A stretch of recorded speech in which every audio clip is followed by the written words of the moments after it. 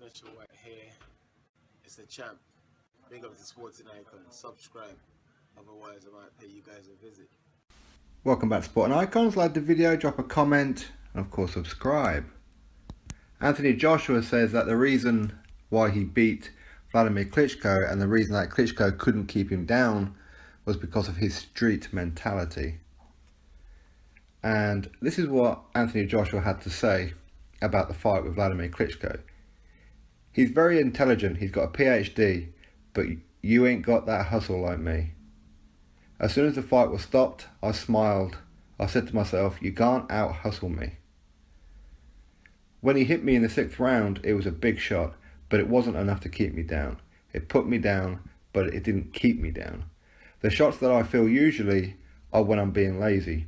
With him, I didn't even see it coming. It was a sweet shot.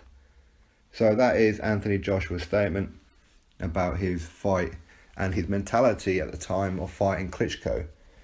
Now, his street mentality basically means whatever you do, I'll do worse.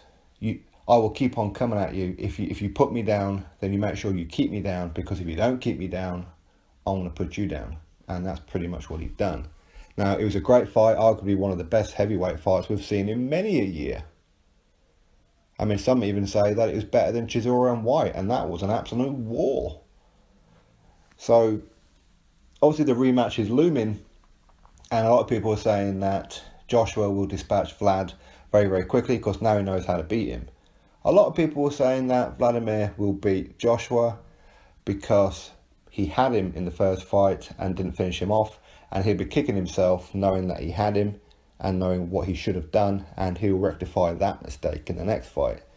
So from that point of view, where there is that kind of element as to who would win the rematch, that makes it a little bit interesting, of course. What doesn't make it interesting is the fact that we've already seen it. You can't get a better fight than that.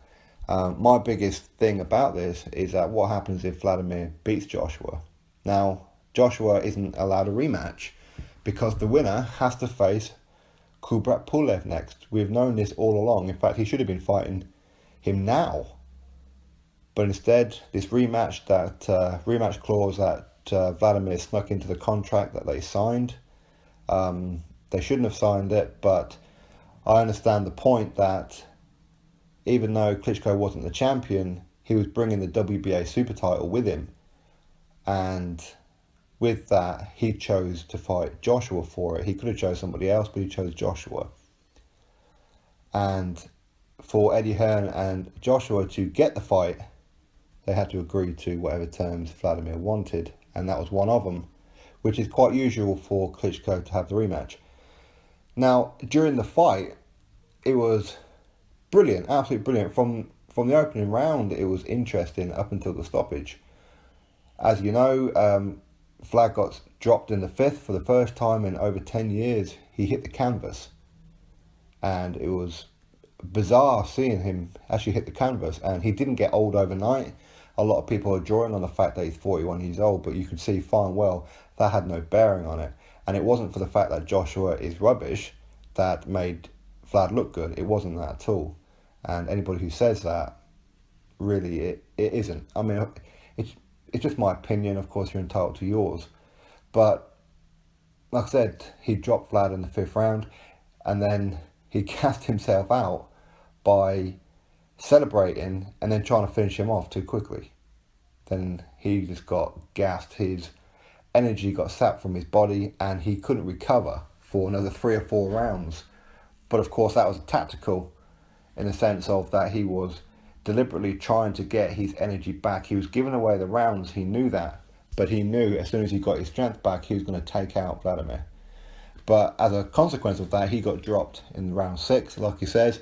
Usually when he does get hit, that's just him being lazy. He's not concentrating. Against Vlad, he was concentrating, but Vlad hit him from a shot that he didn't expect to be coming, and it dropped him. It wasn't the biggest shot in the world. I mean, definitely a good shot, but it hit him on the forehead.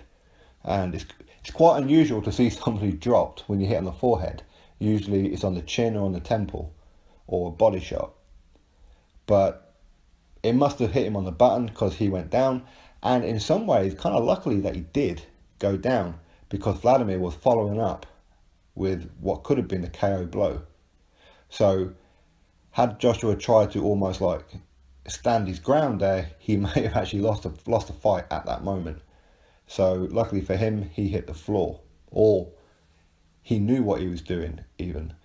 But it took him another 2 or 3 rounds to kind of get some kind of composure back. He was doing enough to almost keep Vladimir away, but Vladimir was almost very nervous about engaging Joshua, maybe thinking at the time that, is Joshua playing with me here? Is he trying to lure me in to release that big KO punch that he dropped me in the previous round? So maybe that's why he sat back. But in hindsight, that was his mistake. Because Joshua was genuinely gassed. But of course, Joshua tactically, as he said, that he kept it back, and he even said to Vlad during the fight that if you don't put me down soon, I'm going to put you down. And Vlad almost like laughed it off. But then it got up to the 10th round, and Joshua started to come back in it a bit. Then round 11, he drops Vladimir twice, one of them with a nasty uppercut. And those who say Vladimir has no chin, that when he gets hit, his legs go, and that's it, he does a silly dance. We have seen that happen to him, especially against Corey Sanders. But against Joshua, who is arguably the biggest puncher in the heavyweight division, only a couple that you could probably argue that will rival him. But for Joshua to hit you sweet on the button with that nasty uppercut, and not only that, he hit him with some big shots, flush as well, not just that uppercut. And Vlad went down. He went down twice in the 11th round and got to his feet. Then obviously Joshua started unloading on him. He wasn't connecting with Vladimir, that would be fair to say. Vladimir was almost defending himself, but it was only a matter of time before Joshua connected with him again, and then that would have been the 3rd knockdown, and maybe he would have went down and stayed down. Now, for a legend that Vladimir is, I don't particularly want to see him laid out for the 10 count so he can't get up. The way that it was finished was a right way to finish. He finished on his shield as a soldier, as a warrior, as a gladiator. He doesn't need to come back and have a rematch. Unless, of course, he's confident in winning. If he is, then why not? I don't particularly agree with the rematch, but it's one of those things. It's there. We have to get on with it. We have to accept it, should it happen. But I kind of hope it doesn't, because Vladimir would be going out exactly how he should be going out, how most fighters should be going out, when you gave everything that you had and you went out on your shield. So anyway, that's the news as such. Joshua says that Vladimir Klitschko can't beat me because I'm more street smart than him. So like the video, drop a comment, subscribe. Hi, my name is Joseph Parker, WLAD champion of the world, and you're watching Sporting Icons.